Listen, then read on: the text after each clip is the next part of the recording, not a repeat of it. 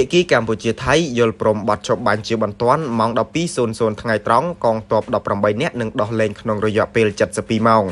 ថ្លែងក្នុងឱកាសធ្វើសន្និសីទសារព័ត៌មានអាយុដំនាយឧត្តមសេនីយ៍ទាសីហាឧបនាយករដ្ឋមន្ត្រីក្រសួងការពារជាតិមានប្រសាសន៍ថាភាគីកម្ពុជានិងថៃបានឯកភាពគ្នាលើបត់ឈប់បាញ់ជាបន្ទាន់គិតចាប់ពីម៉ោង 12:00 ថ្ងៃត្រង់ម៉ោងក្នុងស្រុកនៅថ្ងៃទី 27 ខែធ្នូ ឆ្នាំ 2025 បើតាមប្រមុខការពារជាតិបានអះអាងថាកិច្ចព្រមព្រៀងបត់ឈប់បាញ់ត្រឹមម៉ោង 12 ថ្ងៃត្រង់នេះមិនប៉ះពាល់ដល់ការងារខណ្ឌសីមាព្រំដែនរវាងប្រទេសទាំងពីរទេ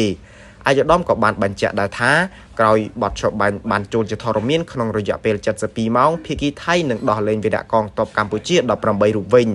គួរឲ្យដឹងថាការប្រកាសរបស់អាយុដំទាសីហាធ្វើឡើងក្រោយចប់កិច្ចប្រជុំពិសេសនៃគណៈកម្មាធិការព្រំដែនទូទៅកម្ពុជាថៃ GBC លើកទី 3 នាព្រឹកថ្ងៃទី 27 ខែធ្នូ ឆ្នាំ